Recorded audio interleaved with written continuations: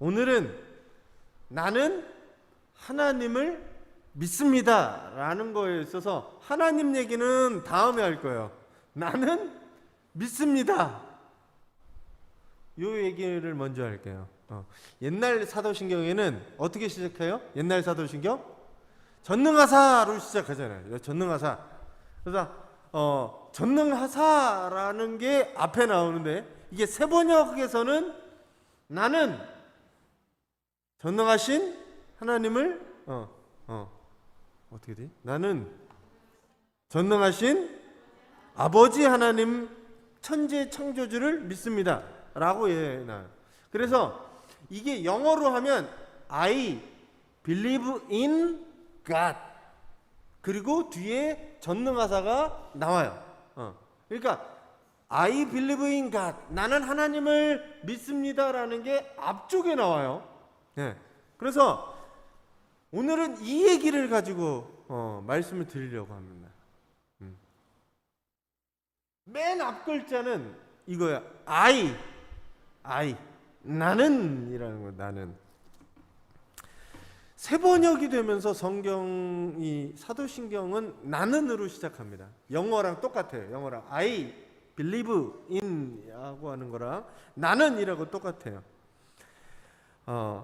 이 나는이라고 시작하는 것은 굉장히 중요해요. 우리가 사도신경을 교회에서 혼자 사도신경을 외우는 것보다는 교회 공동체에서 예배 시작하기 전에 사도신경을 하거나 같이 예배 공동으로 외우면서 공동으로 암송하는 신앙 고백이지만, 이 신앙 고백이 결국엔 누구의 신앙 고백이야? 나의 신앙 고백이에요. 내 신앙 고백이요. 내 신앙 고백이 되어야 되는 거지. 이게 누가 믿는 거예요? 내가 믿는 거예요. 옆에 사람도 같이 고백하지만 내가 그 신앙 고백을 하는 거는 주체가 누구냐면 나예요. 내가 뭘 믿느냐라는 거야. 그래서 이 나는은 굉장히 중요합니다. 옆에 있는 사람, 부인이 아니면 남편이 믿는다고 해서 내가 믿는 거 아니에요. 옆에서 외운다고 해서 내가 외워지는 게 아니에요. 내가 믿어지는 게 아니에요. 나는 여전히 안 믿어지는 수도 있어요. 교회 나와서 같이 이 암송을 하지만 신앙 고백이 나의 신앙 고백이 아닐 수 있다는 거예요. 그래서 사도신경은 무엇보다도 나의 신앙 고백이 되어야 되는 거예요. 내가 그렇게 믿는 거예요. 예수님이 빌립보 가이사랴 지방에 가셔서 물어보잖아요. 제자들한테 사람들이 나를 누구라고 하느냐라는 거. 사람들이. 그때 제자들은 그 질문에 여러 답을 합니다. 뭐라고 해요? 써왔나? 자, 아닌가 봐. 안 해놨나 봐. 나는이라는 건데, 제자들한테 물어봐요. 사람들이 나를 누구라 하느냐? 그랬더니 제자들이 대답하기를 그러죠. 더러는 세례 요한, 더러는 엘리야, 더러는 예레미야, 선지자 같은 사람 중에 한 사람입니다 라고 이렇게 얘기를 해요. 사람들이 얘기를 종합해서 이렇게 얘기를 하던데요. 예수님한테 얘기를 하는 거죠. 잘 얘기해요. 누구는 이렇게 얘기하고 누구는 이렇게 하고. 이 대답을 듣고 나서 예수님이 제자들한테 다시 질문하는 건 이거잖아요. 그러면 너희는 나를 누구라 하느냐? 예수님이 듣고 싶은 건 그거예요. 사람들이 이렇게 얘기하는 것, 그거는 그 사람들 얘기고, 그러면 너희는 나를 누구라 하느냐라는 거예요. 제자들이 생각하는 그 신앙의 고백, 예수님에 대한 고백, 그것을 물어보시는 거예요. 예수님이 원하는 거는 정말 잘 포장되어져 있는 어떤 대답들, 종합적인 대답들, 정말 모범 답안을 예수님이 요구하시는 게 아니었어요. 예수님이 요구한 건 뭐냐면 제자들의 마음속에 있는 나, 그게 무엇이든 그 솔직한 대답을 주님은 원하셨다라는 겁니다. 그냥 이 사람 좋은 얘기, 저 사람 좋은 얘기 다 온갖 수식어를 다 붙여서 예수님은 멋지고 그런 분입니다 라고 얘기하는 거를 주님이 원하신 게 아니었다라는 거죠.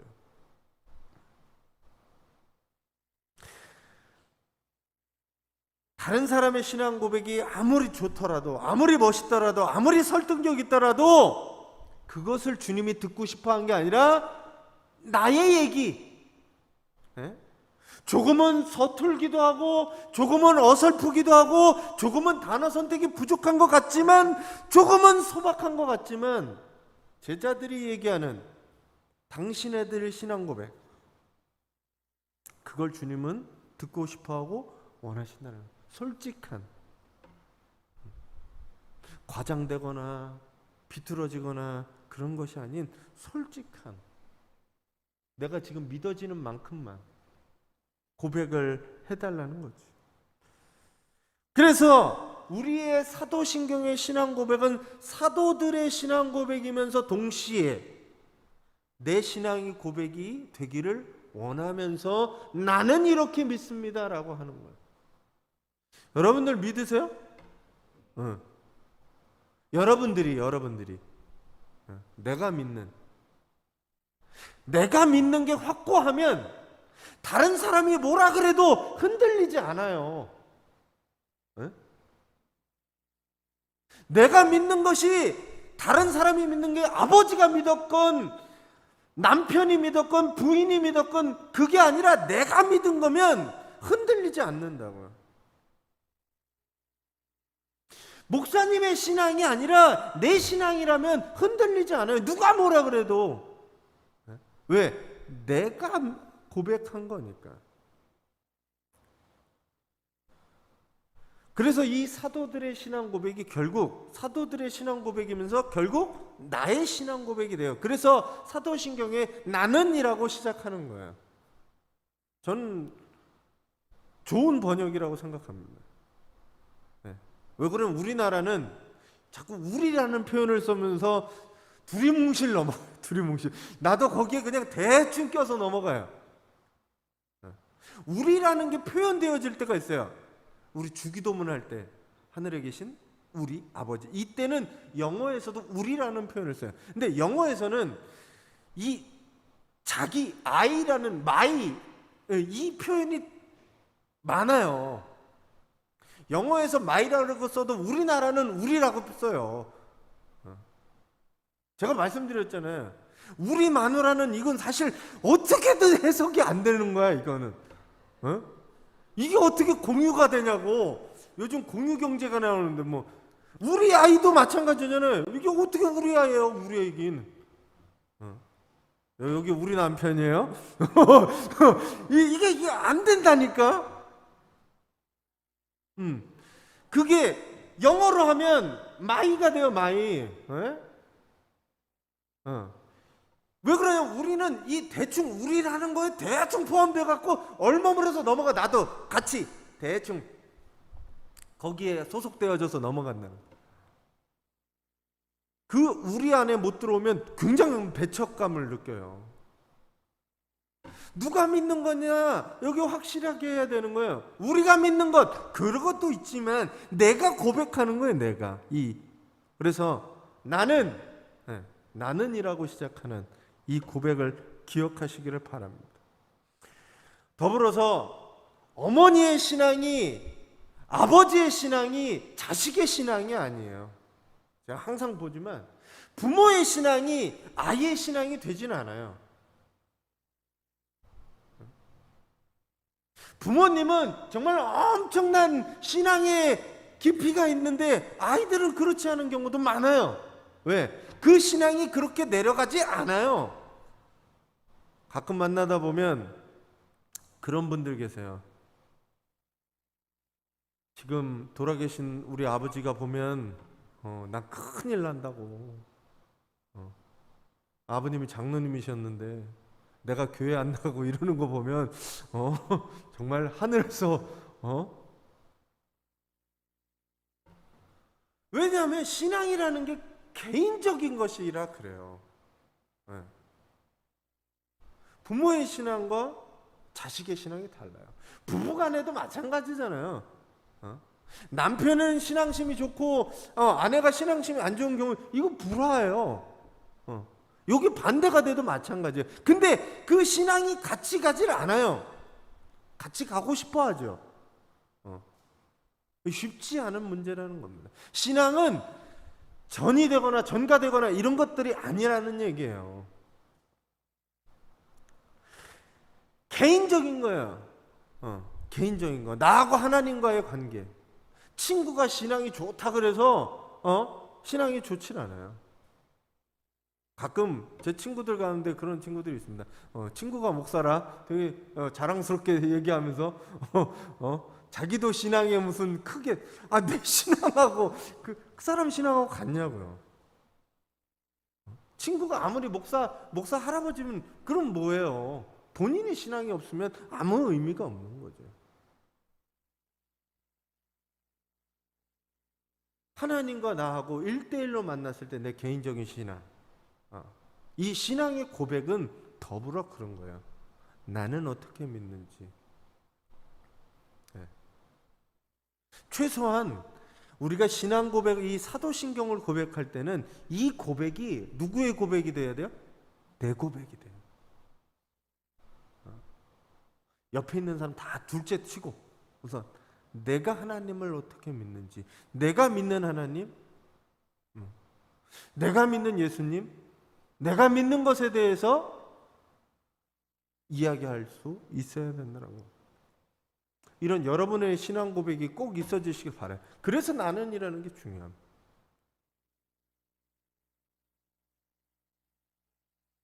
더불어서 저는 우리 청년들이나 우리 아이들이 이 신앙을 좀 알고 배우고 했으면 좋겠어요. 신앙이 좀 내려갔으면 좋겠어요. 그러려면 어떻게 해야 되냐? 교육시킬 수밖에 없어요. 그래서 교육은 중요합니다. 신앙 교육을 제대로 시켜야 되고 바르게 시켜야 돼요. 그러나 하나님을 만날 수 있는 기회들을 우리가 줘야 돼요. 최대한으로. 여러 가지 방법으로, 여러 가지 아이디어를 가지고 요즘 세대에 맞게 하나님을 경험할 수 있게 아이들에게 해줘야 돼요. 그래서 개발도 해야 되고 노력도 해야 되고 그런 것들을 해야 됩니다. 신앙 고백은 나는이라고 말씀드렸어요. 그래서 나는이라는 게 굉장히 중요해요. 아이가 중요한 거예요. 나는. 여러분이 중요합니다. 그 다음에 이게 결국에 보면 이거예요. 오늘은 I believe in까지 얘기를 하면 나는 믿는다는 거예요. 나는 믿는다. 거기까지만 얘기할 건데 이 믿는다는 의미가 중요해요. 오늘은 이 두 가지만 얘기할 거야. 나는 그리고 믿는다. 자, 우선 믿는다는 단어가 믿는다는 단어의 폭과 깊이와 넓이가 다 달라서 그래요. 믿는다는 게 뭐냐면 믿는다는 걸 말할 때 전제 조건이 있어요. 전제 조건. 믿는다라고 얘기할 때 믿는다라고 할 때는 시제가 언제냐면 현 시제예요. 우리가 영어나 보면 과거 시제, 현재, 그다음 미래 시제 이렇게 있잖아요. 네? 근데 이 믿는다라는 거는 현재 시제에서만 이야기를 해야 돼요. 과거라고 얘기하면 내가 믿었었어. 교회 다녔었지. 예수 믿었었지. 믿는 거예요? 안 믿는 거예요. 지금은 믿는다라고 할 때 내가 주님을 믿습니다라고 할 때 그 믿는다는 표현은 지금 현재 이 시간 여기에서 나는 믿는 거예요. 이 상황에서 나는 믿는다라는 거예요. 믿었었던 것도 아니고 앞으로 믿을 것도 아니고 지금 믿은 거예요. 지금 내 상황이 어떻든, 네. 내게 닥쳐온 시련들이 있든 고난들이 있든 어떤 상황에서도 나는 지금 믿는다라는 거예요. 이게 현재입니다. 네, 현재예요. 어떤 분들은 지금 자기가 당하는 혹독하고 암담한 현실을 마주하면서 믿는다는 표현이 흔들리기도 해요. 예를 들어서 세월호 사건이 터졌을 때 부모의 마음에는 믿음이라는 게 흔들립니다. 도대체 하나님이 어디 계시냐? 제가 설교할 때 그 말씀 드렸던 거예요. 내가 무슨 하나님이 어떻게 하셨다고 내가 변명을 해야 될 거 아닙니까? 교인들한테. 응?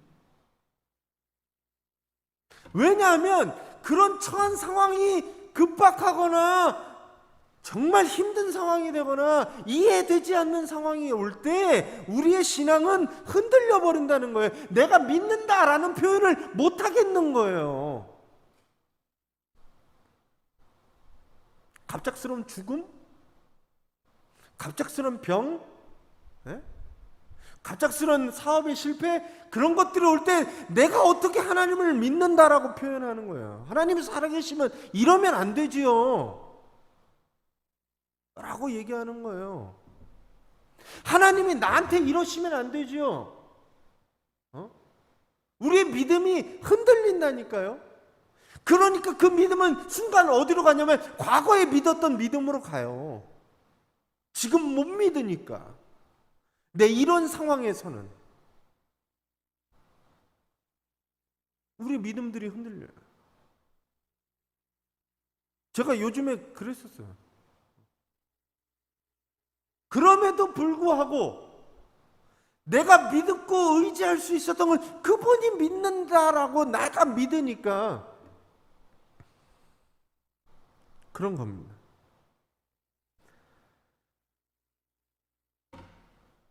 그 현실을 마주하면서 나는 이 상황에서도 하나님을 믿는다라는 표현이 이 사도신경에 믿는다라는 거예요. 현실적인 거죠. 비록 믿음이라는 게 보이지도 않고 손에 잡히지도 않지만 내 현실이 그렇게 넉넉하지도 않고 내 현실이 평탄하지도 않지만 그럼에도 불구하고 하나님이 계신 것을 내가 믿는다라는 게 현재 시점에서 이 고난 가운데 하나님이 함께 하신다고 믿는 게 믿는 거라는 거예요. 그래서 믿는다라는 표현은 그런 거예요. 과거에 예수를 잘 믿었다고 해서 지금 믿는 사람이 아니에요. 어떤 분들이 이런 얘기 하잖아요. 아, 내가 나중에 가서 예수님 믿을게, 잘 믿을게, 이렇게 얘기하는 것, 잘못됐다라는 거예요. 잘못됐다. 지금은 내가 상황이 힘든데 곧 믿을게. 그거 안 믿는 거예요. 그래서 지금 내 현실을, 지금 내 상황에, 지금 이곳에서 이 삶의 자리를 경험하는 나에게 하나님은 믿음으로 고백되어지는 거예요.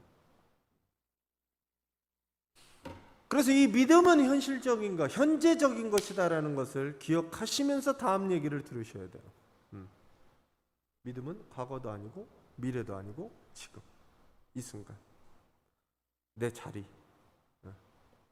좋을 때만 하나님을 믿는 게 아니라 어려울 때만 하나님을 믿는 게 아니라 어느 순간에서도 하나님을 믿는다는 표현은 현재적인 거라는 거예요. 자, 믿는다는 것이 세 가지 부분으로 믿는다는 것을 써요. 표현되어져요. 하나는 지성의 영역이 뭐냐면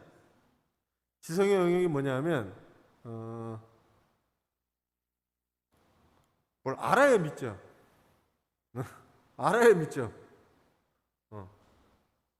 믿기 전에 알아야 돼요. 성경 말씀에 보면 골로새서 1장 9절 하반절에서 10절까지 보면 이렇게 됩니다. 같이 한번 읽어주세요.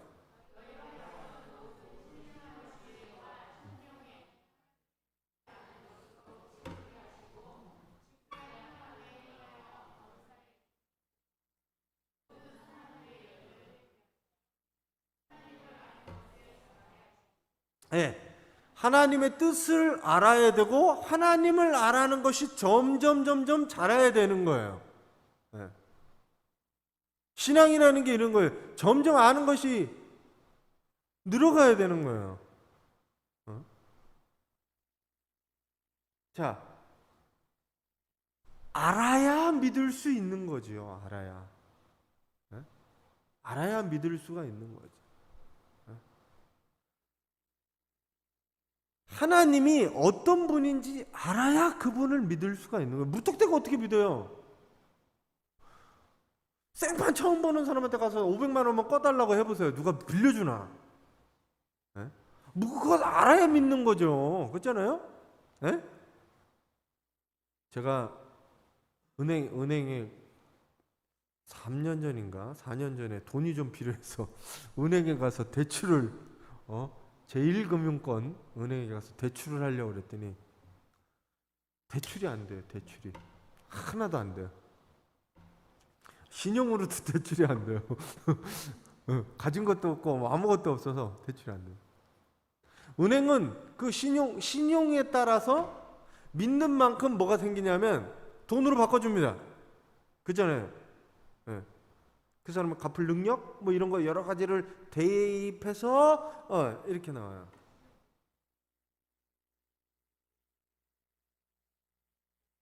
뭘 알아야지요. 알아야지요. 알아야 믿을 수 있는 겁니다.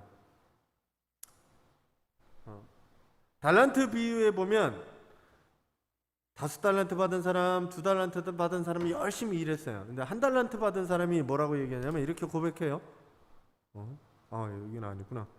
1달란트 사람 받은 사람이 와서 얘기합니다. 주인이여, 당신은 굳은 사람이라 심지 않은 데서 거두고 해치지 않은 데서 모으는 줄을 내가 알았으므로 두려워하여 나가서 당신의 달란트를 땅에 감추어 두었나이다. 보소서 당신의 것을 가지셨나이다 라고 얘기를 해요. 그러니까 가갖고 주인한테 주인은 이런 분이고 이런 분이고 이런 분이라서 내가 이거를 가지고 가서 땅에 감췄다가 당신의 것을 그대로 갖고 왔습니다 라고 할 때 주인이 뭐라고 얘기해요?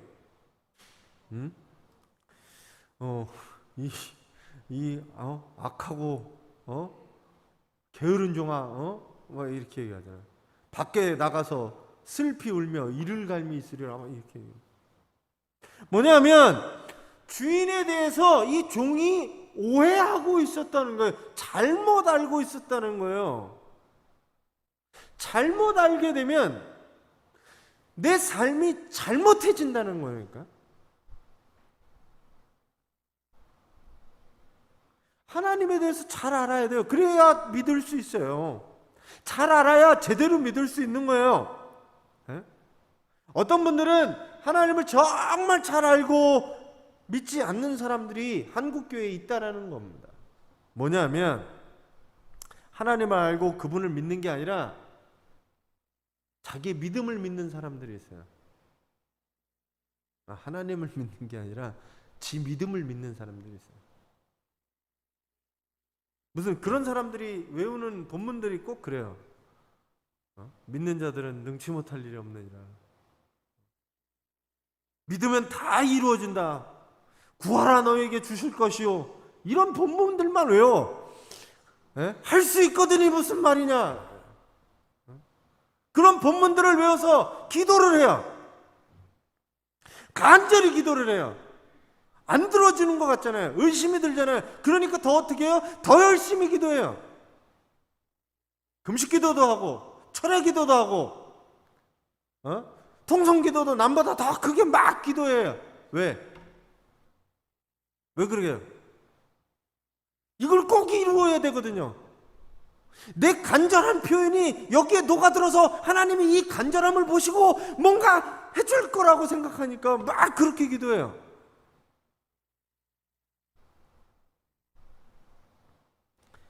그러다 보니까 뭐가 되냐면 신앙이 내 간절함을 믿는 내 믿음의 신앙으로 바뀌는 거예요.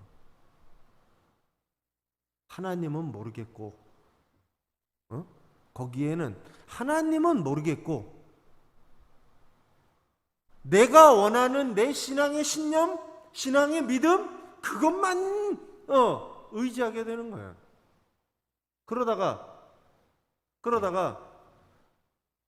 기도가 안 들어지잖아요. 기도가 들어지면 좋은데 자기 원하는 뜻대로 세상이 그렇게 돌아가요? 그렇지 않거든요. 근데 기도를 했는데 그렇게 간절하게, 그렇게 새벽마다 그렇게 철야하고, 그렇게 통성기도하고, 그렇게 금식하며 기도했는데 안 들어주는 거예요. 그러니까 어떻게 해요? 교회를 옮겨야지.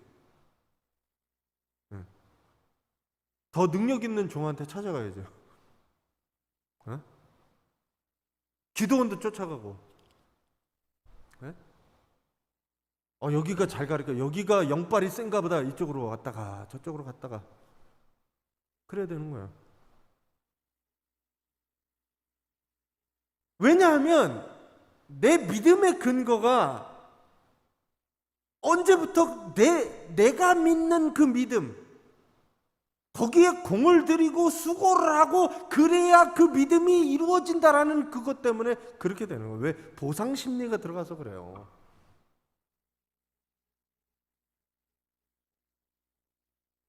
그래서 하나님을 잘 알아야 잘 믿을 수 있어요.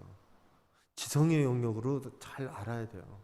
하나님이 무엇을 원하시는지, 하나님의 뜻이 무엇인지. 그래서 그것을 가장 잘 가르쳐 주는 게 뭐냐? 성경이에요. 성경. 성경을 지 맘대로 원하는 단락마다 막 뜯어서 그렇게 오해하지 마세요. 우리가 말씀을 읽고 듣고 묵상하고 설교를 듣는 이유는 하나님을 이해되어지고 하나님에 대해서 깨달아지고 하나님에 대해서 아는 것이 늘어가려고 하는 거예요. 이게 정말 중요한 얘기입니다. 많이 하셔야 돼요. 제대로 하셔야 돼요. 아는데 제가 성경 공부도 하고 그렇게 하지만 우리가 말씀을 해석할 때 제대로 알아야 돼요. 이단들도 말씀을 해석해서 이야기하잖아요. 제대로 알아야 돼요. 그래서 아는 것으로, 지성의 영역으로 믿음이 나아가요. 근데 이거는 단계가 있듯이 지성의 영역으로 믿어진다고 해서 믿음이 모두 이거는 아니에요. 믿음의 영역에 이것이 필요한 거지, 살짝. 자, 두 번째는 뭐냐면 알아서도 믿지만 이 체험으로도 믿어지는 거예요. 기독교는 체험의 종교입니다. 체험의 종교. 특별히 감리교는 이 체험을 중요하게 생각하는 교단 중에 하나입니다. 왜 그러냐면 존 웨슬레가 지난주 들으셨죠? 존 웨슬레가 회심을 하고 미국에 선교 갔다가 실패하고 돌아와서 다시 올더치게 있어서 마음이 뜨거워지는 체험을 하면서 이 사람이 변화돼. 성령의 체험을 한 거예요. 그래서 존 웨슬리는 성령 체험에 대해서 굉장히 중요하게 생각해요. 여러분들 가운데 체험이 있으세요? 네? 체험이 있으세요? 체험이 있어야 돼요. 체험으로도 믿어지기 때문에 그런 거예요. 어떤 사람은 하나님의 음성을 듣기도 해요. 이게 거짓말이다 이렇게 얘기하시면 안 돼요. 하나님의 음성을 듣기도 합니다. 어떤 사람은 환상을 보기도 합니다. 환상 보신 분 계세요? 환상 보신 분은 안 계시구나. 하나님의 음성을 들으신 분 계세요?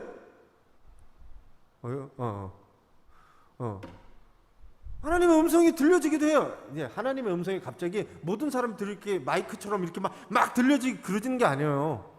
그럴 때도 있지만 가슴 깊은 곳에서 조용한 가운데 하나님의 음성이 들려지기도 해요. 엘리야가 그랬죠. 엘리야.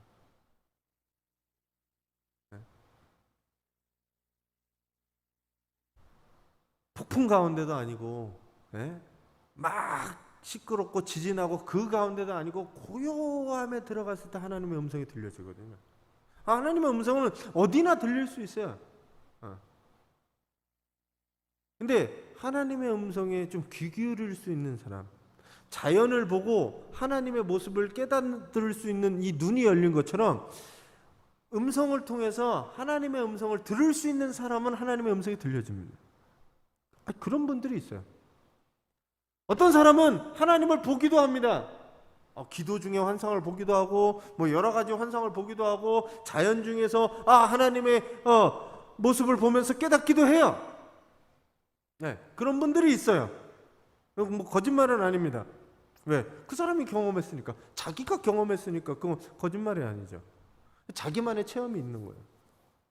어떤 사람은 기도를 통해서 병 고침을 받기도 합니다. 그런 체험이 있어요. 어떤 사람은 방언을 경험해야 돼요. 방언하시는 분들 계세요? 우리는 교회는 기도를 좀 해야 됩니다. 우리 교회는 좀 통성 기도를 좀 해야 돼. 내 생각을 좀 바꿔야 되겠어. 방언도 하셨으면 좋겠어요. 왜? 이거 본인의 신앙에 도움이 되니까. 물론 방언했다고 해서 내가 구원의 표식이 되거나 뭐 그것이 신앙이 높은 그 척도는 아니에요.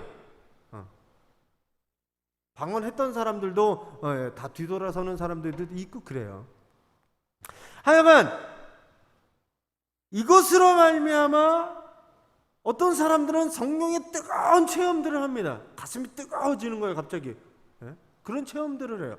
그런 체험들로 하여금 뭐가 되느냐? 신앙의 체험으로 인해서 믿어지는 거예요.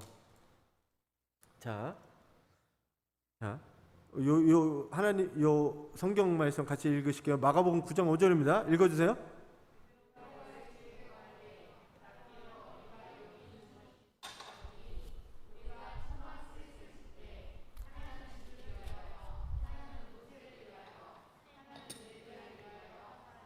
자, 이 내용이 뭔지 아세요? 예수님이 제자들 셋을 데리고 변화산으로 데려가서 모습이 갑자기 변화되는 거예요. 하얀, 정말 빛나는 광채를 입고 하얀 옷을 입고 엘리야하고 모세하고 같이 막 얘기하는 환상을 누가 봤어요? 이 제자들이 봤어요. 3명이.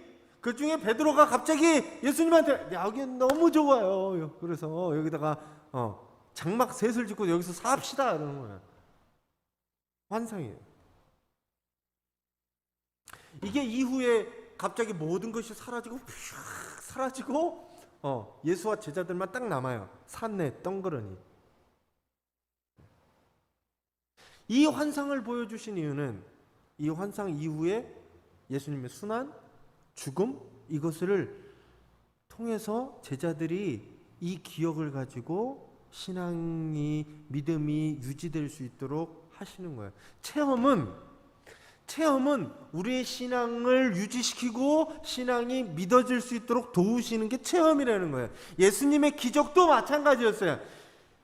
아무것도 모르는 이 유대인들에게 기적을 통해서 저분은 하나님의 아들이구나, 저분은 능력자구나, 그로 인해서 원하는 게 뭐였냐? 하나님을 믿을 수 있게, 예수 그리스도를 믿게끔 하는 도구였다라는 거예요. 기적이 중심이 아니라. 사람들이 기적 얘기하면 지금도 해주세요, 아니면 기적에 막 뭘 따라가요. 기적의 중심이 아니라 기적 뒤에 넘어있는, 기적을 통해서 믿음으로 나아가는 믿음의 주체를 봐야 되는 건데 기적에 머물러 있다니까요. 그러니까 한동안 우리나라에 금리빨 얘기 알아요? 이빨을 금리빨로 바꿔준다고. 아말간이 금리빨, 무슨 여기가 무슨 연금술사야? 목사가? 그럼 다 부자 되겠네. 아니, 돌로 먹을 것도 안 만드신 그 주님께서 무슨 갑자기 이걸로 금리빨을, 에? 물론 하나님이 하시면 저는 할 수 있다라고 봐요. 그걸 통해서 믿음이 주어지겠다면 그러실 수 있어요. 하지만 그게 아니라는 거예요.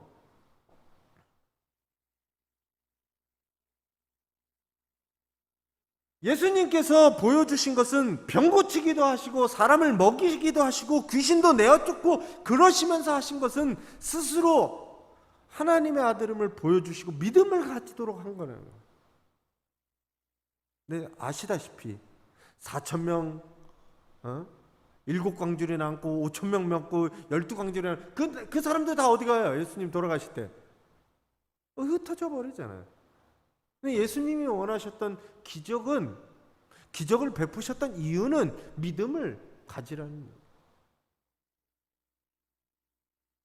하나님을 믿는다는 것이 그 고백이 아는 것에서 체험되어지면서 점점 신앙의 고백이 커져가는 겁니다. 흔들릴 때 체험이 있는 사람은 흔들렸다가도 다시 돌아올 수 있는 거예요.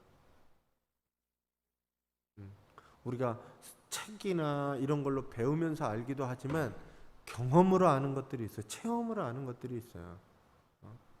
아기들 보면 그런 것 같아요. 가끔 뜨거운 것도 뜨 해봐야 아는 거고. 부모님의 사랑을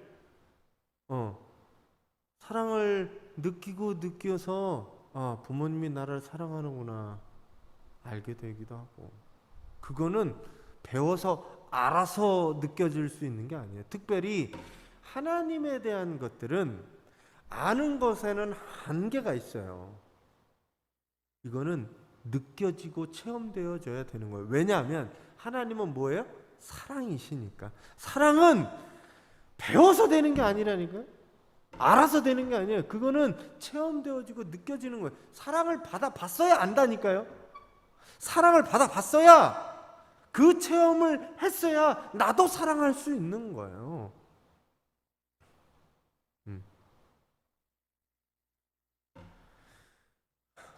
전 여러분들이 이 체험이 필요하다고 생각해요. 체험으로 믿는 것. 알아서도 믿고 하나님을 체험하는 신앙도 믿고.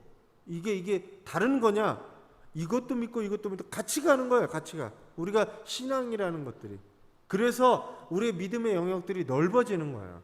자, 체험이고 마지막 게 뭐냐면 세 번째는 의지적인 의지. 이러면 한문을 쓰면 하여튼 이게 헷갈리고 어려워요. 의지적인 영역이라고 밖에 표현을 못해서. 뭐냐면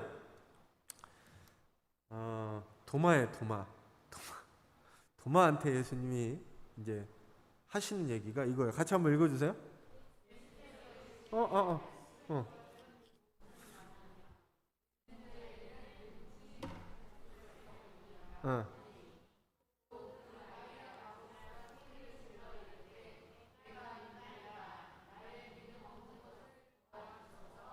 네, 도마 얘기는 다음이고, 자, 이 얘기는 뭐냐면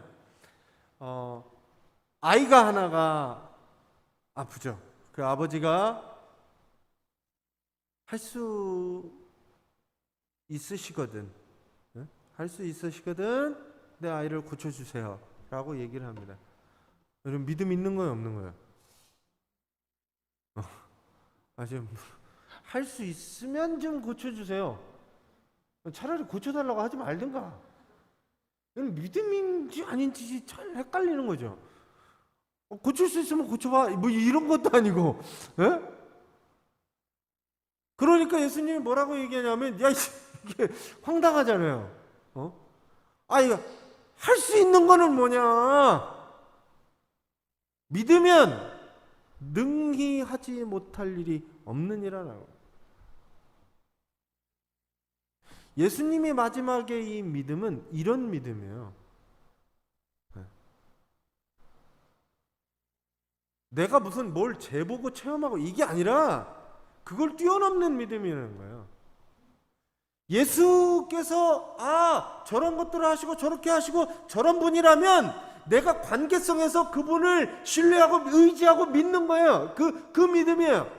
그 예수를 인격적으로 의지하는 그 의지적인 영역이에요. 그분이라면. 근데 그분에 대해서 이 아버지는 할 수 있거든 이렇게 얘기를 하거든요. 예수님은 그게 아니에요. 믿으면 믿는 거지. 할 수 있거든이 무슨 어떤 얘기냐. 믿으면 능치 못한 게 없다라고 얘기를 하는 거예요. 이게 믿음의 다음 단계예요. 내가 그 유일하신 하나님, 전능하신 하나님을 믿으면 그 하나님께서는 하실 수 있다라고 믿는 거예요. 내 조건이나 이런 거 보지 않고 그분은 그냥 그렇게 믿어지는 거예요. 도마가 얘기를 하는데 도마의 눈으로 도마가 제자들 가운데 있지 않다가 나중에 가니까 제자들이 예수님 부활해서 그랬더니 뭐라 그래요? 내가 내 손으로 넣어보고 옆구리에 해보고 그래야 내가 믿겠다 이렇게 얘기를 하잖아요. 근데 주님이 찾아가셔서 만나게 됐어요. 그래서 넣어보고 베드로가 고백했죠. 나의 주 나의 하나님이십니다 라고 고백을 하니까 예수님 뭐라고 얘기냐면 보지 못하고 믿는 자가 훨씬 복되다라고 얘기를 하시는 거예요. 그때 이 믿음이라는 단어가 쓰여지는 거예요. 이게 헬라어에는 뭐라고 되냐면 피스티스라고 돼 있어요. 피스티스. 이게 뭐냐면 영어로 할 때는 faith라고 얘기해요. 이게 우리가 지금 believe 이렇게 얘기하잖아요. believe in라고 믿지만 이게 신앙적인 믿음을 얘기할 때 faith라고 얘기를 해요. faith. 근데 이게 뭐냐면 이 단어가 계약이나 약정을 존중하는 행동에서 나오는 거예요. 계약하면서 믿는다라고 얘기를 하는 거예요.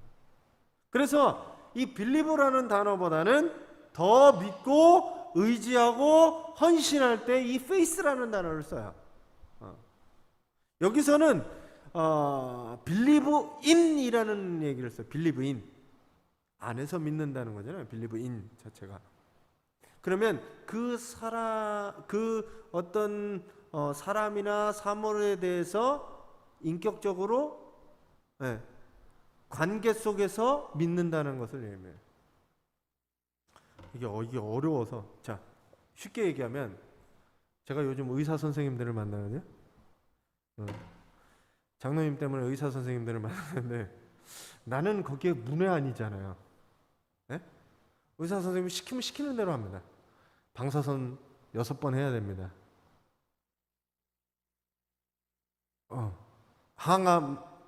항암을 6번, 방사선을 30번 해야 됩니다. 왜 해야 되는지는 모르겠는데 하라니까 하는 거예요. 자, 근데 지난번에 수술 끝나시고 몸이 되게 안 좋으셨어요. 몸무게도 많이 주고 몸이 안 좋으셨어요. 그래서 몸이 안 좋은 상황에 방사선하고 항암을 진행한다는 거예요. 제가 그래서 아니 그게 말이 되냐? 사람 상태를 보고 항암하고 이런 걸 진행해야지. 그렇게 진행하는 법이 어딨냐? 그렇게 해도 되는 거냐? 막 저희 가족들한테도 그러고 가서 얘기해서 뒤로 물리라고 막 그렇게 얘기했거든요. 근데 그렇지가 않다는 거예요. 의사들은 그 일정으로 그냥 진행해야 되는 거예요. 왜 그러냐면 그래야 효과가 좋으니까. 그럴 때는 그분들의 뭐를 믿어요? 그분들의 지식, 그분들의 경험, 그 사람들이 이렇게 하라고 하는 것을 인격적으로 믿는 거예요. 그러니까 믿으니까 뭐 해요? 시키는 대로 하는 거예요. 안 그러면 내 마음대로 하죠. 이게 뭐냐면 페이스라고 얘기하는 거예요. 그냥 너는 의사구나. 이게 하는 게 아니라 그 사람이 요구하는 대로 그 사람이 하자고 하는 대로 헌신하는 대로 내가 믿고 따르는 게 페이스라는 거예요. 빌리브 인이라는 게 마찬가지예요. 그런 식으로 믿는 거예요. 의사가 신뢰가 안 되면 의사의 말을 따르겠어요? 그러면 병을 치료를 못 해요. 내가 어떤 의사를 찾아갔으면 그 의사를 신뢰하고 그 의사에게 모든 걸 모든 병안을 맡길 수 있으면 그 의사가 시키는 대로 하는 거예요, 그냥. 왜? 그 신뢰를 바탕으로 하기 때문에. 그래서 내가 하나님을 믿는다 할 때, 나는 믿는다고 할 때 이 있는 하나님에 대해서 믿는 것은 그냥 하나님이 이렇고 진리만을 믿는 게 아니라 하나님과 헌신하는 관계 속에서 하나님을 믿고 그분의 말씀에 따라서 살겠다, 그분이 원하는 삶을 살겠다라고, 헌신하는 삶을 살겠다, 그분과 관계 맺겠다라고 하는 거라는 거예요. 이 믿음은 believe in이라고 하는 거는. 그래서 믿음이라고 하는 게 나 혼자 뭔가 믿었다 안 믿었다 그러는 게 아니라 하나님이 부르시는데 내가 응답하는 거다라는 거예요. 응답하는 거예요.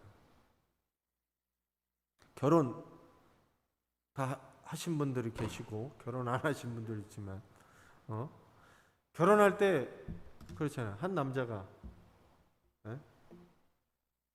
꽃을 들고 반지를 사들고, 저도 물론 이렇게 안 했어요. 근데 프로포즈 하잖아요. 프로포즈. 나하고 결혼해 주시겠습니까?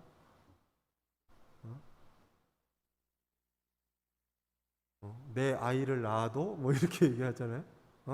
자, 그렇게 되면 여자는 어떻게 돼요? 그 반지를 받을 거 말 건가, 그 프로포즈를 받아들일 건가 말 건가라는 걸 고민하게 되잖아요. 만약에 그 프로포즈를 받아들인다고 하면 어떤 거예요? 내 인생을 그 사람하고 같이 앞으로 함께 하겠다는 약속이고 그렇게 한다는 거잖아요. 하나님과의 관계도 사실 이 하나님의 프로포즈와 우리와의 결단이라는 거예요. 결단. 믿음이라는 게 이런 결단이라는 거예요. 그래서 하나님을 믿는다는 것은 그 프로포즈에 오케이 해서 그분과 같이 함께 살아가고 그분의 뜻을 살아가고 그분과 함께 동행하겠다라는 거라는 거예요. 예스 하는 거예요. 예스. 하나님의 무한한 사랑 가운데 여러분들을 부르시고 택하신 가운데 내가 그 프로포즈에 예스, 그렇게 하겠습니다. 그래서 그분과 함께 살아가는 거예요. 그분과 함께 살아갈 때 어떤 어려움이 있더라도, 어려움만 있으면 그냥 이혼하고 따로따로 살아요? 뭐 요즘은 그러기도 하더라고. 한테 그게 아니라는 거예요. 사랑이라고 하는, 그 하나님의 사랑이라고 하는 거는 어려움이 있든 시련이 있든 머리가 팥뿌리가 될 때까지 그런 말 쓰잖아요. 검은 머리가 팥뿌리가 될 때까지, 기쁠 때나 좋을 때나 언제나 함께 하는 거예요. 언제나 그분과 함께 하는 거예요. 끝까지 신뢰하는 거예요. 왜? 하나님이 우리를 사랑하시는데 끝까지 사랑하시니까. 그게 하나님에 대한 우리의 믿음이에요. 성경에 기적들이 안 믿어져도 돼요. 하나님을 믿으면 되니까. 하나님을 믿으면 기적들이 믿어져요. 그거 왜? 그런 하나님이라면, 우리가 믿는 하나님이 천지를 창조하시고 전능하신 하나님이라면 그것조차 못하겠어요? 그건 뭐 아무것도 아니지. 중요한 거는 그걸 믿는 게 아니라 하나님을 믿는 게 중요해요. 내가 믿는다는 거. 체험적인, 지성적인 거, 머리로 아는 거, 그 다음에 체험하는 거, 그리고 내 의지적인 거, 이 모든 것이 하나의 믿음의 영역에 속해요. 근데 우리는 자꾸 뭐라고 생각하냐면 아는 게 믿는 거다라고 생각해. 믿는 거면 아는 거지 아는 게 믿는 건 아니에요. 체험적인 거가 믿는 거지만 믿는 게 체험적인 건 아니에요.